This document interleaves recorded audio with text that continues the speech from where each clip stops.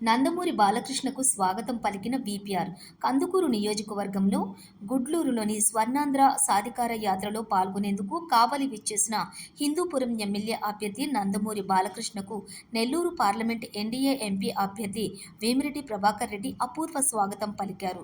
ఈ సందర్భంగా శాలువాలతో సత్కరించి పుష్పగుచ్చం అందజేశారు. కావలిలోని జెడ్పీ హైస్కూల్ మైదానంలో హెలికాప్టర్లో దిగిన బాలకృష్ణకు వీపీఆర్ కలిశారు. అనంతరం వారి ఇరువురు గుడ్లూరు సభా వేదిక వద్దకు బయలుదేరారు.